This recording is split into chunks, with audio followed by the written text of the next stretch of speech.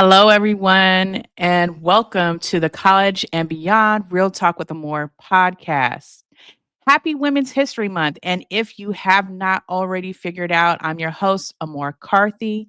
And on today's episode 11, we will be exploring Kailyn Philpot's journey. More than enough, balancing purpose and pressure at Howard. Today's episode is sponsored by Education Innovations. I am the CEO and founder, and our mission is to guide your journey from college admissions to life beyond. And we do that by helping families and students prepare for college admissions with college applications, mentoring, helping find summer programs, time management, executive functioning, and career coaching. So without further ado, we're going to bring on Kailyn Philpot. Hi everyone, how are you Hey. guys doing? It's so good to have you on the show. Thank you for coming on. What college are you representing, or should I say university today? Yes, university. I'm here representing Howard University. Okay, so can you tell us a little bit about where you're from?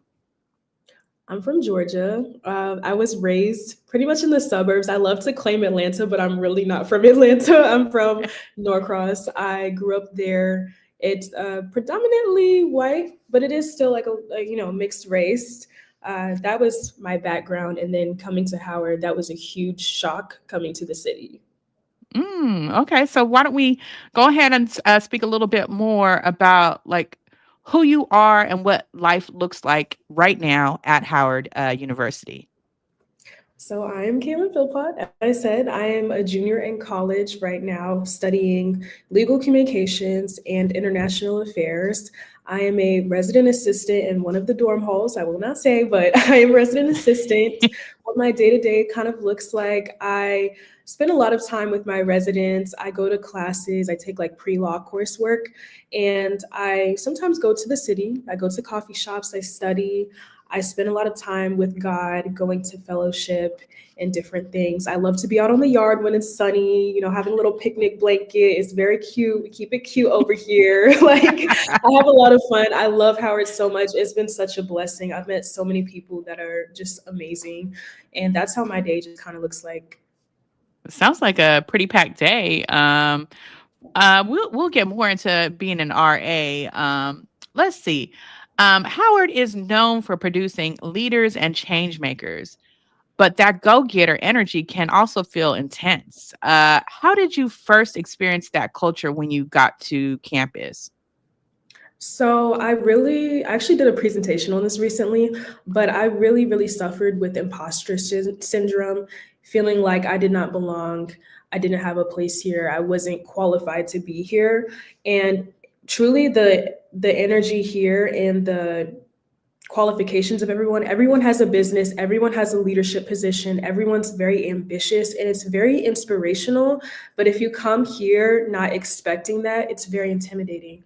So I personally did not participate in this culture of just having to have a million different opportunities and leadership and positions and things of that nature, but I was still affected by that culture when it came to applying for things that I wanted to do, or internship stuff or scholarship stuff. I would immediately write myself off because I didn't think that I had enough to offer because of the very ambitious people that are at Howard and just how wonderful and talented people are at Howard. Okay. So, well, I'm going to speak to that real quick. And I know I'm supposed to be interviewing, but I hope that you have got over that because you are, like you said, your title, you're more than enough. You're everything. Look at how these people are running our nation. They don't even have qualifications. Girl, you can do anything you want. You just have to Yeah. believe it. But let's go back to, you said that, coming from Georgia to Howard University, it was a little bit of a culture shock. Can you tell us more about that? It was a culture shock mainly because I grew up in a predominantly white high school. So coming to Howard, only seeing Black people, that was just it wasn't crazy to me because, my family's Black, obviously, but I wasn't used to just being around people that looks like me. And then also people that were just highly esteemed. and looks Mhm. like me as like a representation and an inspiration. So it was definitely a culture shock. And also, on a funnier note, I didn't really know, like, my mom is Jamaican. So I grew up on Jamaican culture. My dad loves Jamaican culture more than Black culture, I would even argue. So I Mhm. didn't really know much of like the Black movies, like the Fridays, the Boys in the Hood. It was a lot of, adjusting after some Mhm. harsh jokes about, my Black card being revoked. But yes, it was a lot of cultural adjusting and just a lot of catching up. But I really started to love 90s R&B and getting into that. That's on a more like, informal note, but I love Black culture even more just coming to Howard. So I love that. W.E. Du Bois has in his Souls of Black Folk, he said that he learned how to be Black going to an HBCU. Yes. And Yeah. so what I think, and correct me if I'm wrong, we see stereotypes growing up. And so that culture shock probably comes from that. Like, you know, wow, I've never been around like all these high achieving Black folks. You see all these, bad things about Black folks, but then you also realize like Black Americans are a little bit different than Black Caribbeans, that are a little bit different than, Black African. It just, the culture is so much different, but in our African diaspora. And like Yeah. you said, you get to learn about the cultural differences of Black Americans or Black folks throughout the country, which is super Yeah. exciting. Um, Now, balancing pressure and purpose. As a legal communications major with a minor in international affairs, like, let's get to that first. Like, why did you choose legal communication major with a minor in international affairs? Tell us more about that. Okay, so funnily enough, it's actually a cute little story from middle Mhm. school. I used to always almost getting into fights and stuff like that because I would be fighting other people's battles. It would never even be because of myself or something I was coming to defense of myself. It would always be me getting into other people's issues and me taking them on and always wanting to defend the people that I loved. And so from Mhm. a very, like young age, I realized that I really love to defend, and Mhm. I very much love law shows, legal shows, and things of that sort. I loved social justice movements, and Mhm. also I loved my class, even in college, about Mhm. logic and just how arguments are formed. So that was just kind of my basis of going for legal communications. I've always wanted to be an attorney, and Mhm. international affairs. I love just the different interactions and how different cultures and different nations relate to one another. And so I wanted to really study how we interact and how we have what our different bonds are, what our history is, and Mhm. try to do something with that. I don't know yet how I'm going to maneuver that route, but I definitely would love to do something in international affairs. Okay. And so you also are an RA. Can you tell us about how you got that role and what are the responsibilities? Yeah. Yes, I Mhm. love talking about this subject. I love my residents so much. If they're watching this, I love you guys so much. But how I became an RA, firstly, in my sophomore year, I was a junior RA underneath my building manager. And I just had a relationship, like I developed a relationship with my building manager. And he told me when I became an RA, he actually told me the reason why he picked me is because he overheard me like going back and forth with somebody in the lobby and how I had like a sassy personality and he really admired that, he liked it, and so he decided to choose me. I didn't even know he was listening to the conversation, so it's completely shocked. I was like, oh, I didn't know that. But Mhm. I think one thing that made me stand apart is just my personality and how just how open, how like easygoing, but also, sassy. I just have a little spunk to me that Mhm. I think people enjoy. And also, that was how I got my resident assistant position, was just through that relationship, but also just standing out. And then Mhm. how it's been, I have a lot of responsibility. It's, kind of there is a written role kind of thing, but then there are things on top of that that I have to Mhm. do For example, it may not be written that you're going to have to talk to residents about certain issues that they're going through, or that you might have to stay up late hours of the night trying to resolve a conflict. But that's just what comes with the job. That's what comes with the gig. And Mm-hmm. I have a relationship with pretty much all of my residents. I make an attempt to go out of my way to really get to know them. Mm-hmm. And they really do look at me as like a sister or a friend more so than an RA. But Mm-hmm. I love my residents so much. I try to pour into them any knowledge and wisdom that I have. I never speak out of anything I don't already know. I usually give Mm-hmm. them my experience, and I encourage Mm-hmm. them just to be fair in this life and just not to take college, like, yes, take college seriously, but like don't take it so serious that like it's everything to you and nothing Mm-hmm. else, feeling empty and just distraught. And I also Mm-hmm. encourage them, because a lot of them come to me expressing that they struggle in certain things in school. Mm-hmm. Just encourage them that everyone is dealing with the same thing, because Howard has this culture of like you're struggling but you don't say anything. So you would think, because no one's saying anything, oh, everyone has it all together. Everyone has a 4.0. Everyone has 10 million scholarships and 100 different leadership positions, when it's just not the case. Mm. So So I do they try have study centers that we you have send them study to? centers. Yeah, study centers or tutors that you send them to? Yeah. Do I send them to tutors? Mm-hmm. Or Yeah. a Well, centers? Mm-hmm. they do have study centers. There is a writing center that I've actually used before for an essay. Mm-hmm. Also, going to professors' office hours is great for tutoring. Mm-hmm. Professors may not be able to spend a lengthy amount of time with you, but if you Mm-hmm. go up, actually, how I was tutored, I showed up to an office hour, and this guy at office hours volunteered to tutor me in data science. And I'm a legal comm major. I have no business like in computer science. So, yeah. Okay. And then so your official, like what are your official duties as an RA? We know your unofficial, like we're helping them solve problems and all that kind of stuff. But like what, did you have to fill out an application or like you Yes. said, okay. So tell us more Yeah, about that. I had to fill out an application. Because I was a junior RA, I immediately got an interview, and I had to go through a group interview where they were able to see our personalities and then decide which dorm on campus to place us in. And Mm-hmm. then ultimately I got to the last round and I received my placement. And Mm, as for the responsibilities to be an RA, I typically have to do a desk shift where it's kind of like an office hour for RAs, but honestly, we just help out whatever our building mhm, manager needs, whether it's to file away paperwork, to adhere to mhm, resident concerns, to do mm, lockouts, to handle situations. We're at the desk throughout the week. We have a shift. And then mhm, also, I do health and safety checks. So I'll do mhm, room checks throughout the semester. I'll do like a few of them once a month, mhm, and mm. adhere to residents' concerns. It's pretty simple, but it can be a little taxing. You said it's pretty simple. That sounds like you're learning a lot of leadership things and with the resolving conflicts. I mean, all of this stuff will help you as a legal communications major, international like affairs, and then also arguing your case or just helping people to like come to some kind of agreement, which is amazing.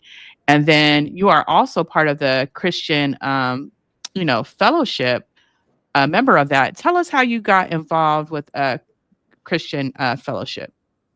That's funny you say that. I Mhm, actually got involved because my friend Megan invited me to this girls' night at this fellowship called Me'adi. And from there, I would attend. The girls' night is once a month, and I would just attend once a month. But I knew I wanted to join one of their fellowship small groups just to be discipled and to give me the tools to really take my faith serious and just walk it, endure it to the end, and to mhm. just grow in Christ. So Megan is the one, my friend, who introduced me to it. And this semester, I've joined an actual small group. Okay, and so in the small group, are you studying the Bible, telling your problems, and then you all like try to kind of collaborate on how to solve them using Christian foundation, or what is it like being in the group? Hmm. So in this group, we come to they have different houses that we meet at, and we Hmm. come to this house with a leader, and the Hmm. leader leads prayer. We all pray together, and Hmm. then we have discussion questions. It'll be a question in regarding to our faith, but also the message for that day. And the leader Hmm. every week prepares a message. They deliver the word of God, and then we pray. We do talk about our issues and things that we're struggling with, we're facing, and they use the word of God to help us through it. And Mhm. it's been very fruitful, like in my life. Mm. It's definitely grown me. Everything that I've taken and applied from their mentorship, their leadership has helped me. Okay. So you are doing all of those things. How do you decide what to say yes to and what helps protect your peace?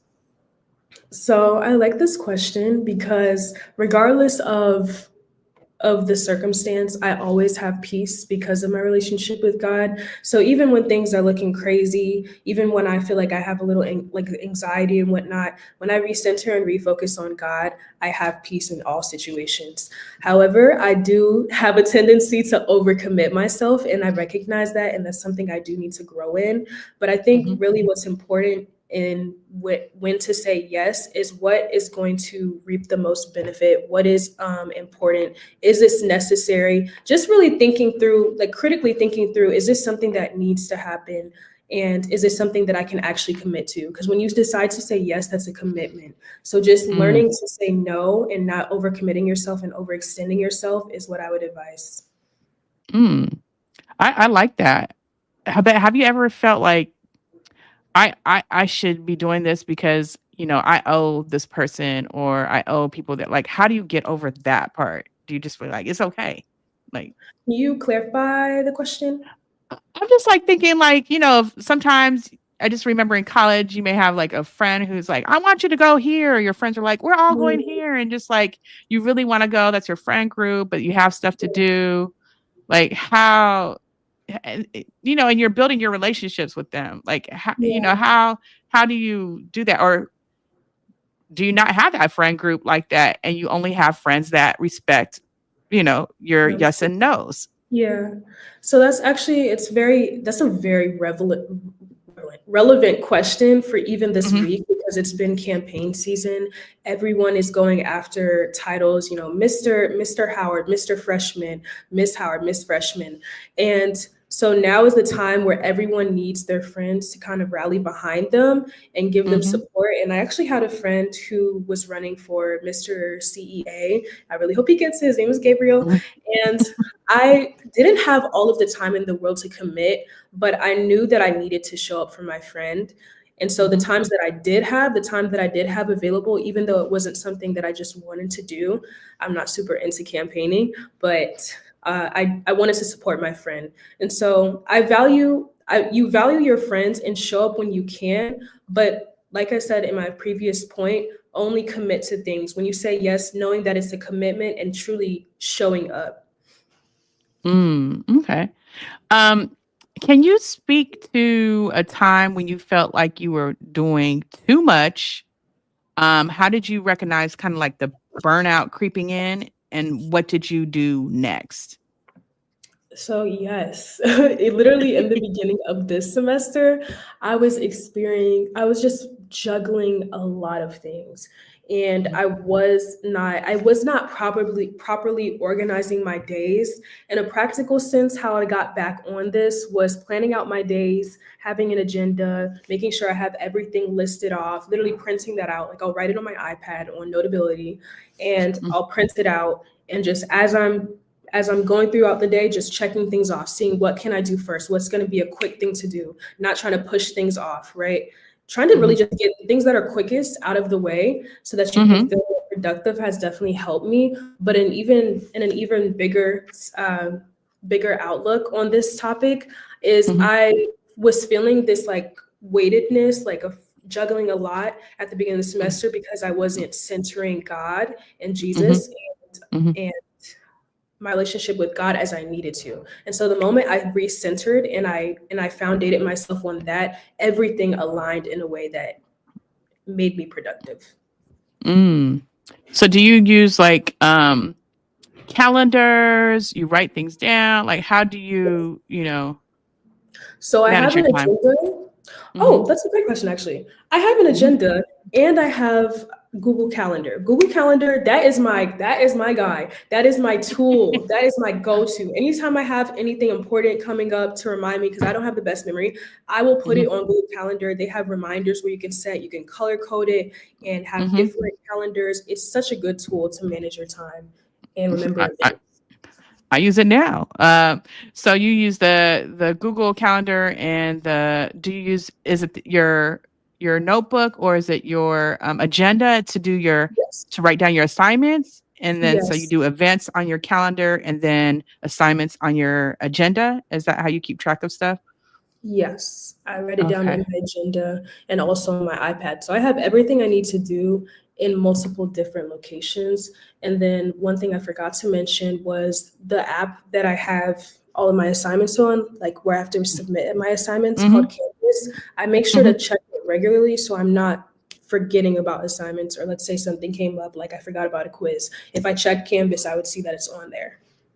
Okay, and then Canvas, can you explain what that is, for the people that don't know? I know what it is, but the people out there might not know because 'cause they're not in college yet, or they may have a college that doesn't use that. Mhm, Yeah, so in high school, because I'm pretty sure that's the crowd, there mhm, was like a platform where you would submit your assignments, you would communicate with teachers, I guess. Sorry, mhm, terminology, but mm, you would mm, communicate with teachers, you would have discussion posts and stuff like that. It would just be one platform where you have all of that stuff. That's what mhm, Canvas is, but in college, different schools use different things, but Canvas is the one for Howard where we submit our mm. assignments, reach out to professors, look at grades, all of that stuff. Okay. So I definitely feel like you're building relationships in your network. I don't like to say network, but you're growing your network, but you're building authentic relationships with your peers. Now, another part of college is, interacting with adults. Um, you know, h- it's very important to learn about how to interact with adults. How do you interact with them? And, have you figured out how to interact with them, or have they helped build your confidence in any way? Or like how do you communicate with adults? Yes, so that's one topic that I'm still trying to navigate even as a junior, is Mhm, relationships with adults.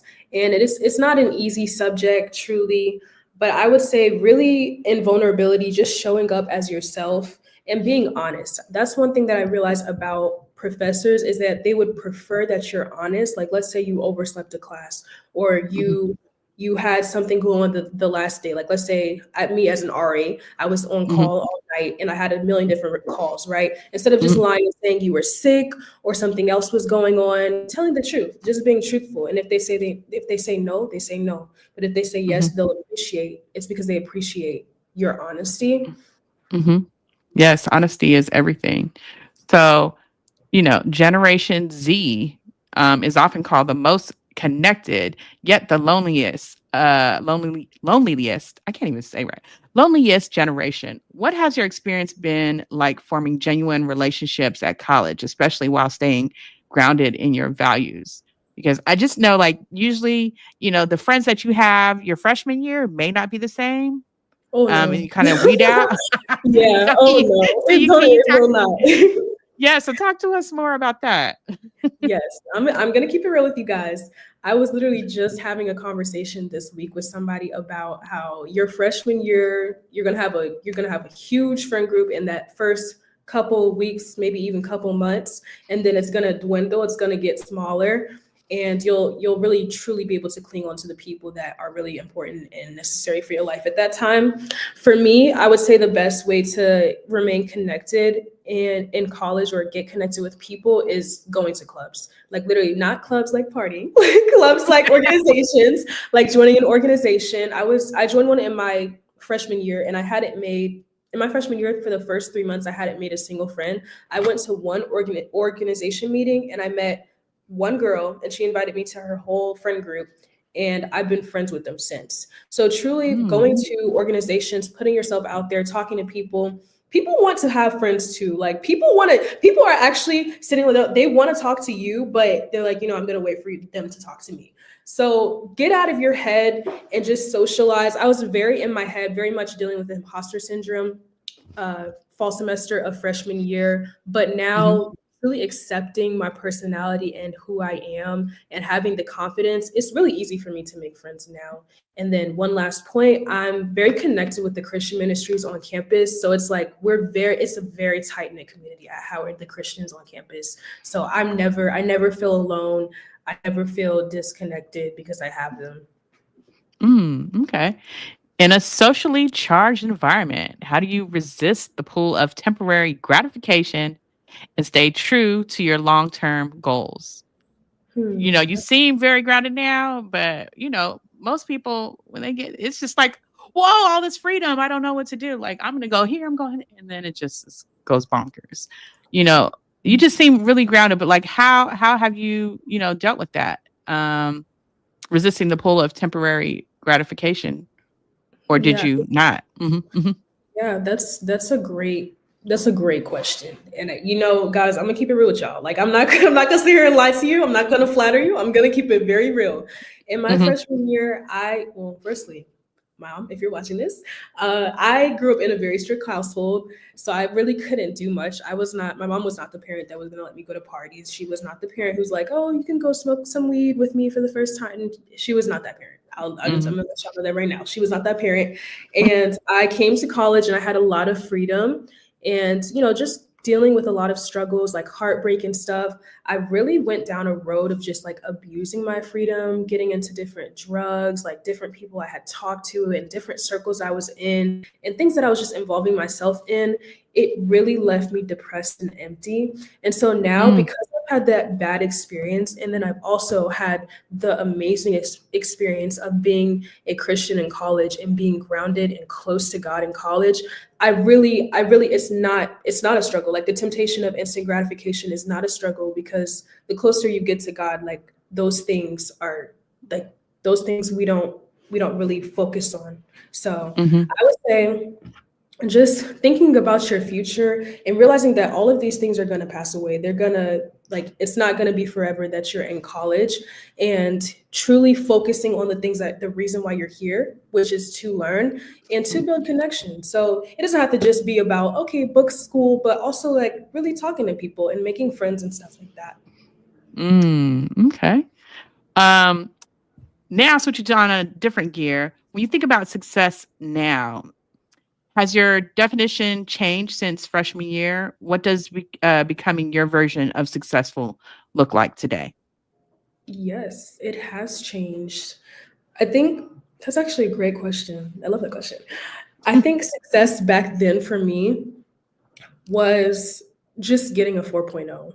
It was very much short term, very much dependent on my grades and nothing else. But I believe success for me now is regardless of what my grades look like, is that I'm close to God and I'm grounded and rooted in God. That's what success looks like to me. But also even from that source of like doing things out of my relationship with God is just trying to be excellent in everything that I do so that I can bring glory to God. So that's one thing that just kind of keeps me going. Hmm. Okay. And let's see, we're gonna wrap it on up.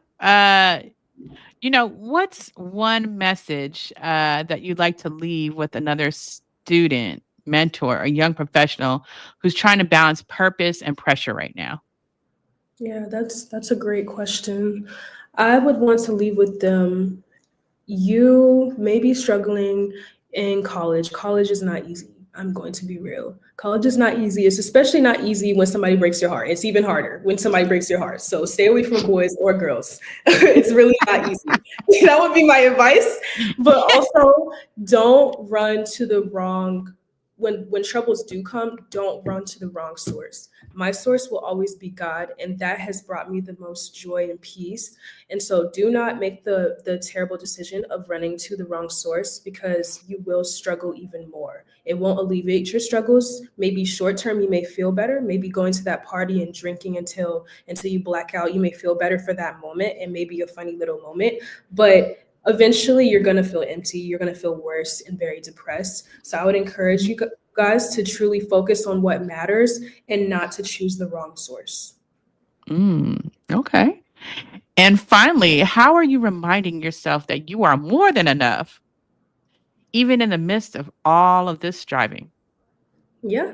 I try to remind myself, but I just place my belief in the word of God. Like I know all of my answers just have to do with God, but truly that's the only thing Do you have a that's verse? thrown. What'd you say?